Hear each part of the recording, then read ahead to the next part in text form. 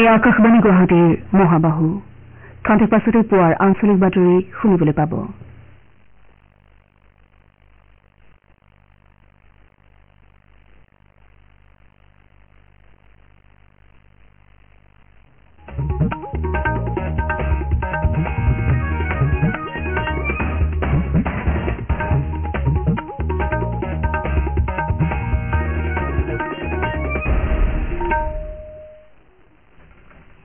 এই আকাশবাণী গুৱাহাটী পুৱা আঞ্চলিক বাতৰি পঢ়িছো মৰমী কাশ্যপে। এতিয়া প্ৰধান বাতৰিসমূহ হ'ল তৃতীয় পৰ্যায়ৰ ভোটগ্ৰহণৰ মাজত মাত্ৰ কেইটামান দিন বাকী থকাত ৰাজ্যত নিৰ্বাচনী প্ৰচাৰ অভিযান তুংগত। লোকসভা নিৰ্বাচনৰ পঞ্চম পৰ্যায়ৰ মনোনয়ন পত্ৰ দাখিলৰ আজি অন্তিম দিন, কাইলৈ মনোনয়ন পৰীক্ষা। গুৱাহাটী উচ্চ ন্যায়ালয়ৰ ৰাজ্যত মহযুঁজ অনুষ্ঠিত নকৰিবলৈ অসম চৰকাৰক নিৰ্দেশ। অসম উচ্চতৰ মাধ্যমিক শিক্ষা সংসদৰ দ্বাৰা পৰিচালিত উচ্চতৰ মাধ্যমিকৰ ফলাফল কাইলৈ দিনৰ 10 বজাত ঘোষণা। আৰু IPL ক্ৰিকেট প্ৰতিযোগিতাৰ আজি এখন খেলত মুম্বাই ইণ্ডিয়ান্স কলকাতা নাইট ৰাইডাৰ্ছৰ মুখামুখি। এতিয়া শুনক বিতং বাতৰি। লোকসভা নিৰ্বাচনৰ তৃতীয় পৰ্যায়ৰ প্ৰচাৰ অভিযানৰ সামৰণি পৰিবলৈ মাথো 2টা দিন বাকী থকা অৱস্থাত সকলো ৰাজনৈতিক দল আৰু প্ৰাৰ্থীৰ নিৰ্বাচনী প্ৰচাৰ তুংগত উঠিছে। এই পৰ্যায়ত অহা 7 মেত অসমকে ধৰি দেশৰ 10খন ৰাজ্য আৰু এটা কেন্দ্ৰীয় শাসিত অঞ্চলৰ মুঠ 93খন আসনৰ বাবে ভোটগ্ৰহণ কৰা হ'ব। এই পৰ্যায়ত গুজৰাটৰ 25টা, কৰ্ণাটকৰ 14টা, মহাৰাষ্ট্ৰৰ 11টা আৰু উত্তৰ প্ৰদেশৰ 10টা সমষ্টিৰ বাবে ভোটগ্ৰহণ কৰা হ'ব। একেদৰে মধ্যপ্ৰদেশৰ 9টা, ছত্তীশগড়ৰ 7টা, বিহাৰৰ 5টা, অসম আৰু পশ্চিম বংগ উভয়ৰে 4টাকৈ আৰু গোৱা, দাদ্ৰা আৰু নগৰ হাভেলী আৰু দমন আৰু দিউ 2টাকৈ সংসদীয় সমষ্টিৰ বাবেও এইটো পৰ্যায়তে নিৰ্বাচন অনুষ্ঠিত হ'ব। ৰাজ্যৰ 4টা সমষ্টিত হ'বলগীয়া লোকসভা নিৰ্বাচনৰ তৃতীয় পৰ্যায়ৰ ভোটগ্ৰহণৰ বাবে ৰাজনৈতিক দলসমূহৰ প্ৰচাৰ তুংগত আছে। বিজেপিৰ জ্যেষ্ঠ নেতা তথা মুখ্যমন্ত্ৰী ডঃ হিমন্ত বিশ্ব শৰ্মাই আজি বিয়লি চিৰাং জিলাৰ উলুবাৰীত এখন নিৰ্বাচনী প্ৰচাৰ সভাত অংশগ্ৰহণ কৰিব। উলুবাৰী ৰাজহুৱা খেলপথাৰত কোকৰাঝাৰ লোকসভা সমষ্টিৰ বিজেপি মিত্ৰজোঁটৰ প্ৰাৰ্থী জয়ন্ত বসুমতাৰীৰ হৈ ডঃ শৰ্মাই নিৰ্বাচনী সভাত অংশ ল'ব। আনহাতে কংগ্ৰেছ আৰু আন আন দলসমূহৰ প্ৰাৰ্থীসকলৰ সমৰ্থনতো আজি বিভিন্ন অঞ্চলত নিৰ্বাচনী প্ৰচাৰ সভা অনুষ্ঠিত হ'ব। ইফালে মুখ্যমন্ত্ৰী ডঃ শৰ্মাই কালি ধুবুৰী লোকসভা সমষ্টিৰ NDA প্ৰাৰ্থী জাভেদ ইছলামৰ হৈ ধুবুৰীত প্ৰচাৰ চলায়। কেন্দ্ৰীয় মন্ত্ৰী সৰ্বানন্দ সোণোৱালে গোৱালপাৰা জিলাৰ লালাবৰী আৰু বৰদামালত অনুষ্ঠিত নিৰ্বাচনী সভাত অংশগ্ৰহণ কৰি গুৱাহাটী লোকসভা সমষ্টিৰ বিজেপি প্ৰাৰ্থী বিজুলী কলিতা মেধিৰ সমৰ্থনত প্ৰচাৰ চলায়। মুখ্যমন্ত্ৰীয়ে প্ৰাৰ্থীগৰাকীৰ সমৰ্থনত গুৱাহাটীৰ মালিগাঁৱৰ বৰিপাৰাত আয়োজিত প্ৰচাৰ সভাতো অংশ লয়। ইপিনে সাংসদ গৌৰৱ গগৈয়ে বৰপেটা লোকসভা সমষ্টি কংগ্ৰেছ দলৰ প্ৰাৰ্থী দীপ বায়নৰ হৈ নলবাৰীত নিৰ্বাচনী প্ৰচাৰত অংশ লয়। নলবাৰীৰ বিলপাৰৰ পৰা মটৰ চাইকেল সমদল কৰি সাংসদগৰাকীয়ে সমৰ্থক দলীয় কৰ্মীৰ সৈতে প্ৰচাৰ চলায়। AIUDFৰ ধুবুৰী সমষ্টিৰ প্ৰাৰ্থী বদৰুদ্দিন আজমলে গোৱালপাৰাত নিৰ্বাচনী প্ৰচাৰ চলায়। আনহাতে BPF দলে বাক্সা জিলাৰ মানাহ বিধানসভা সমষ্টিৰ বিভিন্ন স্থানত নিৰ্বাচনী প্ৰচাৰ চলোৱা পৰিলক্ষিত হয়। BPF প্ৰধান হাগ্ৰামা মহিলাৰীয়ে জিলাখনৰ শান্তিপুৰ বজাৰত লোকসভা সমষ্টিৰ দলীয় প্ৰাৰ্থী খাম্ফা বৰগয়াৰীৰ হৈ নিৰ্বাচনী প্ৰচাৰত অংশগ্ৰহণ কৰে। সৰ্বভাৰতীয় কংগ্ৰেছ দলৰ মহিলা কোষৰ সভানেত্ৰী অলকা লম্বা আৰু প্ৰদেশ কংগ্ৰেছৰ সভাপতি ভূপেন বৰাসহ দলটোৰ কেইবাগৰাকীও কংগ্ৰেছ নেতাই ধুবুৰী সমষ্টিৰ প্ৰাৰ্থী ৰকিবুল হুছেইনৰ হৈ কামৰূপ জিলাৰ নগৰবেৰাৰ সীমান্ত অঞ্চলত প্ৰচাৰ চলায়। ইপিনে CPIMৰ জ্যেষ্ঠ নেতা তথা ত্ৰিপুৰাৰ প্ৰাক্তন মুখ্যমন্ত্ৰী মানিক চৰকাৰে বৰপেটা লোকসভা সমষ্টিৰ দলীয় প্ৰাৰ্থী মনোৰঞ্জন তালুকদাৰৰ সমৰ্থনত প্ৰচাৰ চলোৱাৰ উদ্দেশ্যেৰে কালি বঙাইগাঁৱত উপস্থিত হয়। নিৰ্বাচনী প্ৰচাৰ চলোৱাৰ পূৰ্বে এখন সংবাদমেলত অংশ লৈ তেওঁ কয় যে কংগ্ৰেছৰ নিৰ্বাচনী ইস্তাহাৰত উল্লেখ থকা গণতন্ত্ৰ আৰু সংবিধান সুৰক্ষাৰ বিষয়টোত CPIM দলে INDI মিত্ৰজোঁটৰ সদস্য হিচাপে একমত হলেও অন্য বিষয়সমূহত দলটোৰ সৈতে মত বিৰোধ আছে। ইফালে বিজেপিৰ জ্যেষ্ঠ নেতা তথা প্ৰধানমন্ত্ৰী নৰেন্দ্ৰ মোদীয়ে কালি গুজৰাটৰ আনন্দ, সুৰেন্দ্ৰনগৰ, জুনাগড় আৰু জামনগৰত কেইবাখনো নিৰ্বাচনী সভা সম্বোধন কৰি ভাৰত স্বাধীনতাৰ শতবৰ্ষত উদযাপন কৰাৰ সময়লৈকে এখন উন্নত ৰাষ্ট্ৰৰ মৰ্যাদা লাভ কৰিব বুলি আশ্বাস প্ৰদান কৰে। ইপিনে কংগ্ৰেছৰ জ্যেষ্ঠ নেতা অশোক গেহলটে কালি আহমেদাবাদত এখন সংবাদমেল সম্বোধন কৰে আৰু দলৰ ইস্তাহাৰত সমাজৰ সকলো শ্ৰেণীৰ প্ৰতি ন্যায়ৰ নিশ্চয়তা প্ৰদান কৰা হৈছে বুলি উল্লেখ কৰে। আনহাতে কংগ্ৰেছৰ জ্যেষ্ঠ নেতা ৰাহুল গান্ধীয়ে কালি কৰ্ণাটকত এখন জনসভা সম্বোধন কৰে। সভাত দলৰ ৰাষ্ট্ৰীয় সভাপতি মল্লিকাৰ্জুন খাৰ্গেও অংশগ্ৰহণ কৰে। লোকসভা নিৰ্বাচনৰ পঞ্চম পৰ্যায়ৰ বাবে মনোনয়ন পত্ৰ দাখিলৰ আজি অন্তিম দিন। কাইলৈ মনোনয়নসমূহ পৰীক্ষা কৰা হ'ব আৰু সোমবাৰে মনোনয়ন পত্ৰ প্ৰত্যাহাৰৰ অন্তিম দিন ধাৰ্য কৰা হৈছে। ৰাজ্যখনৰ তৃতীয় পৰ্যায়ত অহা 7 মেত হ'বলগীয়া নিৰ্বাচনত 47গৰাকী প্ৰাৰ্থীয়ে প্ৰতিদ্বন্দ্বিতা আগবঢ়াব। ইয়াৰ ভিতৰত 6গৰাকী মহিলা প্ৰাৰ্থী আছে।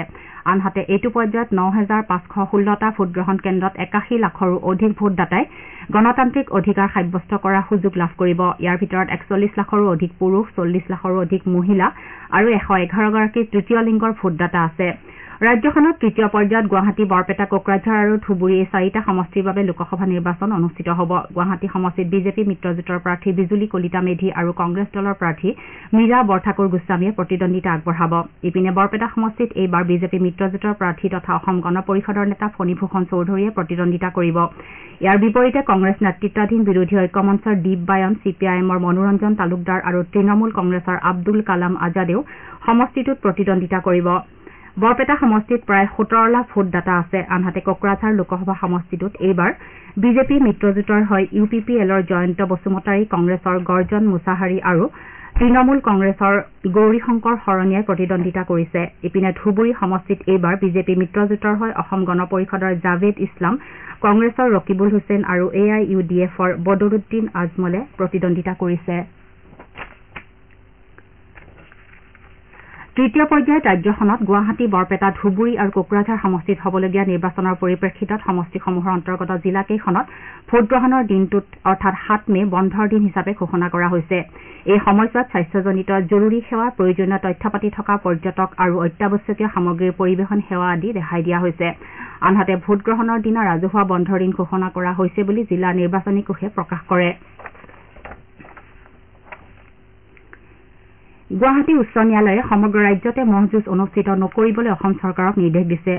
পিপল for the ethical treatment of animals চমুকৈ পেটা নামৰ সংগঠনটোৱে দাখিল কৰা এখন আবেদনৰ শুনানি লৈ উচ্চ ন্যায়ালয়ে এই গুৰুত্বপূৰ্ণ নিৰ্দেশনা প্ৰদান কৰিছে।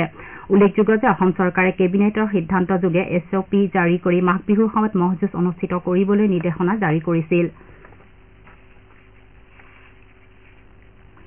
শ্ৰীমন্ত শংকৰদেৱ স্বাস্থ্য বিজ্ঞান বিশ্ববিদ্যালয়ে MBBSৰ চূড়ান্ত পৰীক্ষাৰ ফলাফল কালি ঘোষণা কৰিছে। শ্ৰীমন্ত শংকৰদেৱ স্বাস্থ্য বিজ্ঞান বিশ্ববিদ্যালয়ে ঘোষণা কৰা চূড়ান্ত পৰীক্ষাত যোৰহাট চিকিৎসা মহাবিদ্যালয়ৰ শিক্ষাৰ্থীয়ে শীৰ্ষ 20টা স্থানৰ ভিতৰত 7টা স্থান দখল কৰিবলৈ সক্ষম হৈছে।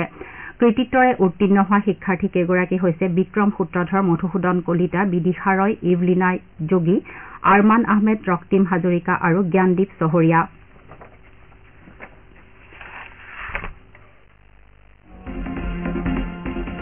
আপোনাৰ ভোট আপোনাৰ কণ্ঠ।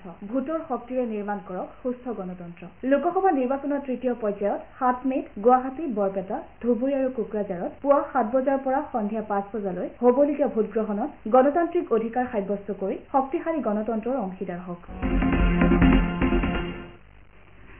আপোনালোকে বাতৰি শুনিছে আকাশবাণী গুৱাহাটী কেন্দ্ৰৰ পৰা।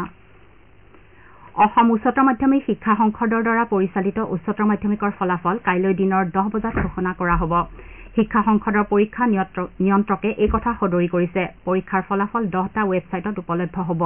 শিক্ষা সংসদে প্ৰকাশ কৰা ৱেবছাইট কেইটা হৈছে www.ahsec.com আৰু www.indiatolts.com ইত্যাদি।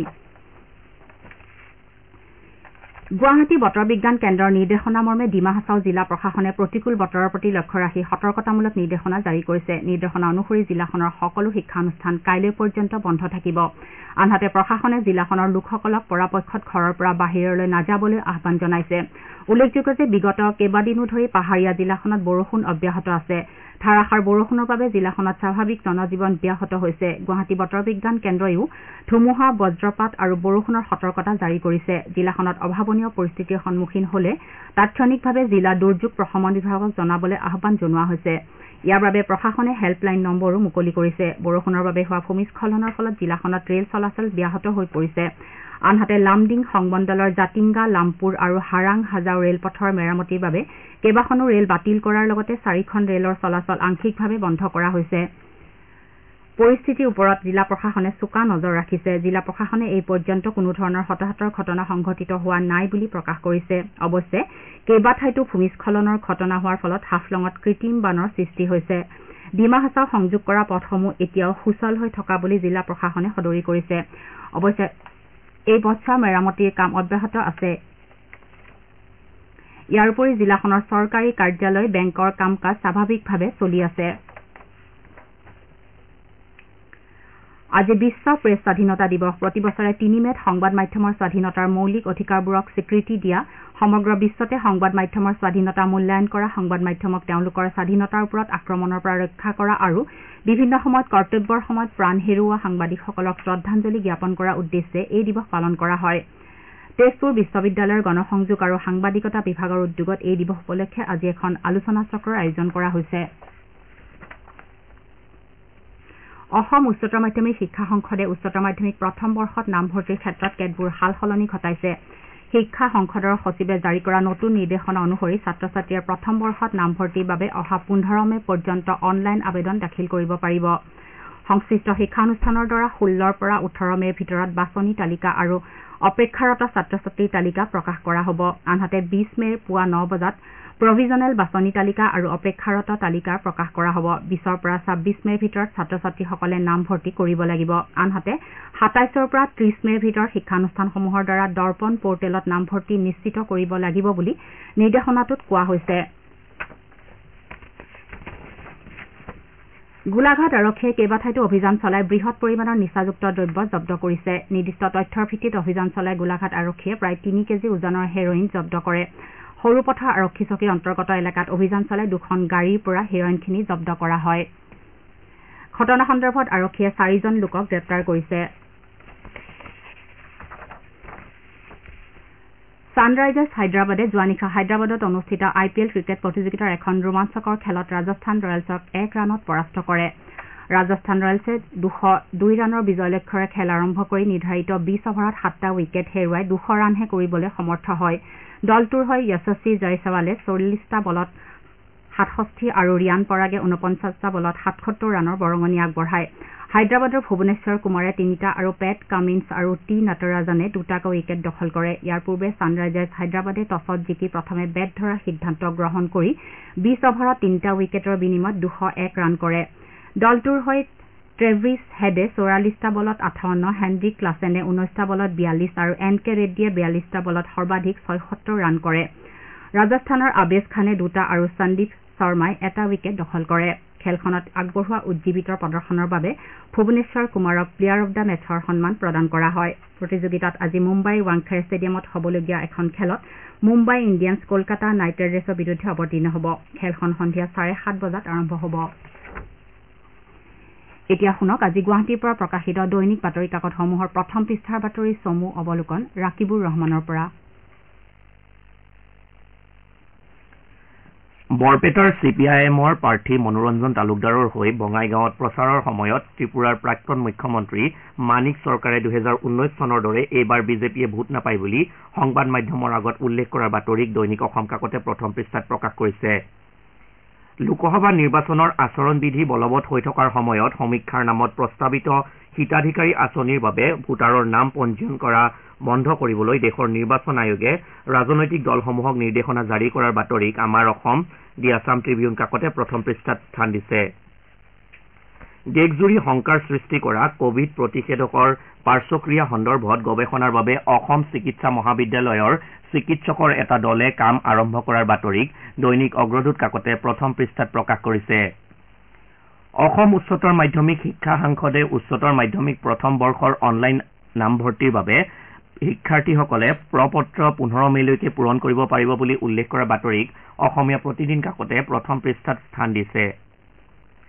নিলম্বিত কংগ্ৰেছ বিধায়ক শ্বেৰমান আলীয়ে ধুবুৰীত AIUDFৰ হৈ প্ৰচাৰ চলোৱাৰ পাছতেই ধুবুৰীৰ কংগ্ৰেছ প্ৰাৰ্থী ৰকিবুল হুছেইনে বিধায়কগৰাকীৰ পদ খাৰিজৰ বাবে বিধানসভাৰ অধ্যক্ষক অভিযোগ পত্ৰ দাখিল কৰাৰ বাতৰিক অসমীয়া খবৰ কাকতে প্ৰথম পৃষ্ঠাত প্ৰকাশ কৰিছে।